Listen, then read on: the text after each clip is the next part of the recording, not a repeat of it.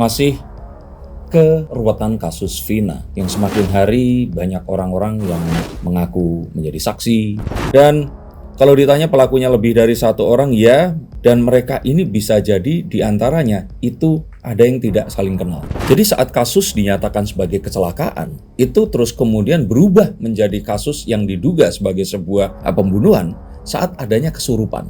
Jadi masyarakat itu sudah antipati terhadap kepolisian, tapi saya kalau harus percaya Peggy atau kepolisian, saya saat ini masih percaya kepolisian.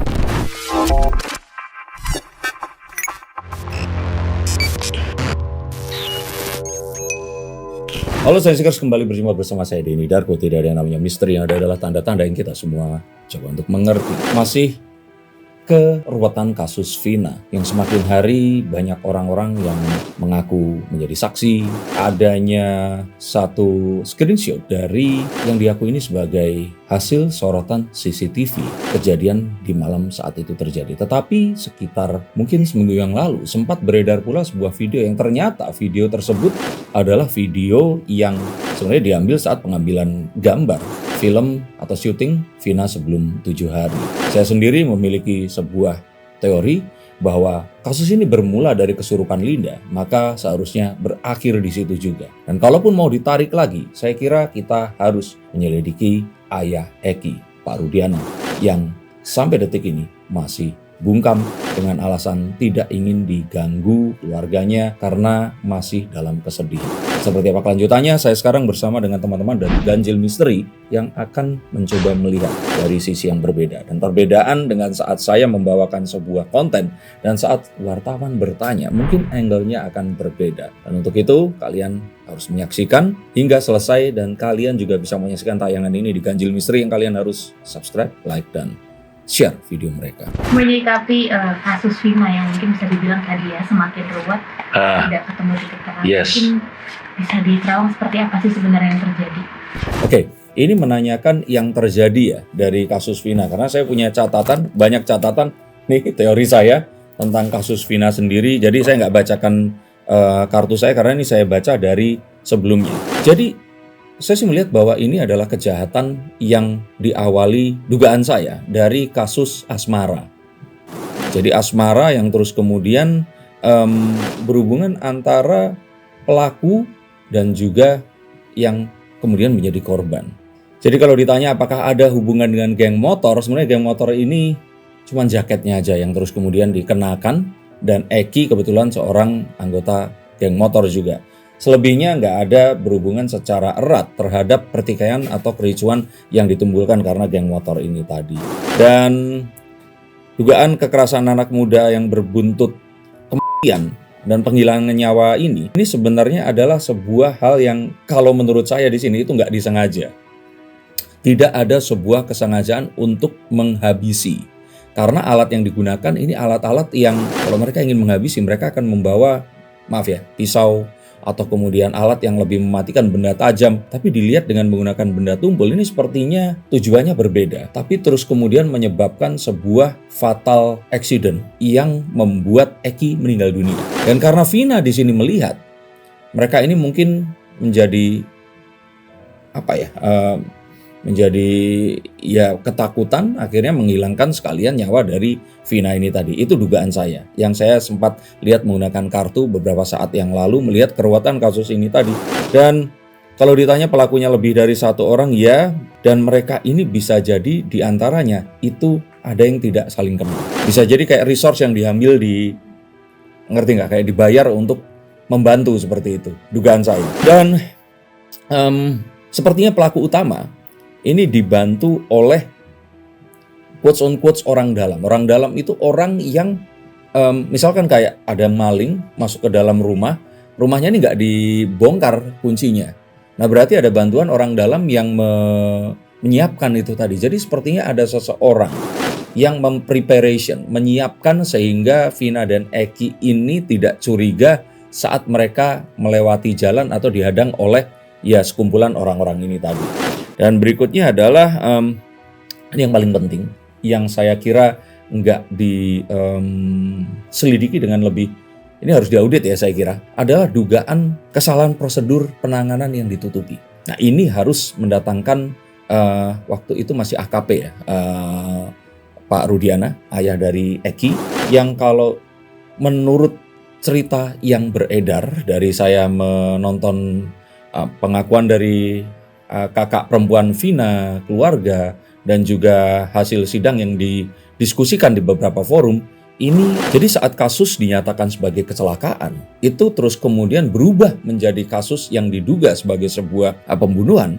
saat adanya kesurupan. Nah, saat adanya kesurupan artinya saat kesurupan, didengar kesurupan, dilakukan penindakan. Nah, penindakan ini kan seharusnya berdasarkan bukti. Kita tidak bisa menangkap seseorang berdasarkan kesurupan. Bisa saja orang tersebut merekayasa. Nah, ini yang dikhawatirkan dan saya khawatirkan juga. Dan selama ini hal ini itu tidak disentuh yang baru-baru ini. Kalau dulu saya kurang tahu ya, tapi saya menengarai adanya kesalahan prosedur yang diduga ini ditutupi. Dan saya tidak tahu ya, apakah memang seharusnya ini bisa boleh terjadi saat seseorang yang memiliki hubungan darah dengan korban ini diperbolehkan untuk mengusut kasus. Sama seperti seorang ayah yang dokter harus membedah anaknya. Nah, emosional itu tadi secara profesional boleh atau tidak? Itu satu hal yang juga saya kira menjadi sebuah penyebab dugaan kekisruhan ini tadi. Nah, sama dugaan menggunakan motif kesurupan untuk menutupi fakta yang bisa jadi ini adalah satu fakta kunci. Bisa jadi misalkan contoh ada seseorang dititipi uang oleh atasannya, disuruh mentransfer atau disuruh menyetor, nilai uangnya misalkan 100 juta, tiba-tiba dia datang ke rumah kembali lagi, dia bilang nggak berhasil disetor karena dia di jalan dihipnotis orang. Nah, hal seperti inilah yang kalau saya kira di Indonesia ini harus dibuatkan pasal tertentu, di mana hipnotis, kesurupan, itu kalau saya kira bahkan dilarang untuk dimasukkan ke dalam sebuah kalau saya kira satu prosedur untuk menangkap seseorang, karena bisa saja atau diduga terjadi sebuah mens rea atau intensitas yang tidak baik. Dan ada juga dugaan permainan, kalau saya kira ya di sini ya, uang besar untuk mendiskreditkan Kepolisian Republik Indonesia. Nah, kaitannya dengan apa, Mas Darko? Kaitannya dengan power shifting. Bisa saja misalkan ada pesaing dari Kapolri yang sekarang atau tidak menyukai menggelontorkan sejumlah dana untuk mericuhkan kasus ini tadi. Hal itu mungkin saja terjadi. Dan dugaan kesaksian palsu. Seperti mel-mel yang baru muncul, Aep yang mengaku bisa melihat dalam gelap malam, jaraknya 100 meter, dia mengetahui motornya apa dan sebagainya. Saya kira itu membutuhkan kekuatan super X-ray-nya Superman kalau bisa melakukan hal seperti itu. Nah, ini yang kalau saya kira mengacaukan pikiran dari banyak netizen yang saat ini itu lebih banyak dipenuhi kegalauan karena menganggap kalau Peggy ini bukan pelaku. Hanya berdasarkan Peggy yang saat gelar perkara tiba-tiba dia ngomong saya tidak membunuh dan sebagainya. Secara emosional pemirsa terus atau netizen ini berpihak. Dan juga hanya karena mendengarkan ayah, ibu, serta teman-teman dan saudaranya yang sebagai seorang buruh bangunan juga yang mengaku kalau di hari tersebut Peggy ini ada di Bandung. Padahal belum dilakukan adanya sebuah persidangan di mana bukti-bukti yang dimiliki ini akan diadu di situ terhadap fakta yang akan dimunculkan nanti. Nah, saya kira ini perlu sebuah penanganan khusus, bahkan Pak Kapolri harus turun tangan karena nama baik Kepolisian Republik Indonesia dipertaruhkan di sini. Itu kalau ditanya. Sorry ya panjang. Saya sempat bilang bahwa dari awal pun sudah salah ya cara penanganannya. Saya menduga begitu ya. Tapi kalau melihat bahwa ini sampai disidangkan, tahapannya itu kan seharusnya kan pemeriksaan, terus kemudian penyelidikan, terus penuntutan, berkas diserahkan, penuntutan, jaksa ya bergerak ya, penuntutan, terus kemudian persidangan hingga ditetapkan. Ini kan hakim, jadi ada kepolisian, kejaksaan, kehakiman di sini, bahkan sudah inkrah. Jika ini ternyata memang dipermasalahkan, ini artinya bahaya loh. 3 instansi ini di tempat tersebut itu harus diaudit. Tadi kan Linda itu benar yang tadi Mas Riko bilang bahwa kesurupan itu nggak bisa dijadikan bukti gitu.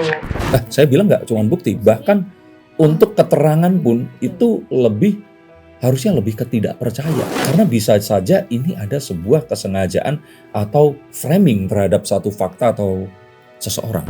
Nah berarti bisa diduga sekarang yang ditahan itu mereka bukan orang-orang yang terlibat pada saat kejadian. Oke, kalau kita menduga-duga, dugaan kamu, dugaan saya, dugaan Mas Teddy dan orang-orang lain ini bisa berbeda-beda. Tapi kalau ditanya ke saya dibandingkan Peggy dan kepolisian yang dimana masyarakat Indonesia memiliki memori kolektif, banyak oknum kepolisian yang salah tangkap, mereka semena-mena. Apalagi saat kemarin di tahun 2016 ya, waktu itu terjadi. Nah, itu kan si 8 orang ini sampai bonyok-bonyok kan mukanya kan. Jadi masyarakat itu sudah antipati terhadap kepolisian. Tapi saya kalau harus percaya Peggy atau kepolisian, saya saat ini masih percaya kepolisian. Saya demi Allah nggak dibayar, nggak di endorse atau apa. Banyak yang komentar seperti itu, tapi saya menaruh kepercayaan saya dulu kepada kepolisian sampai terbukti kepolisian kalau ternyata ini salah ya dibuktikan kalau salah.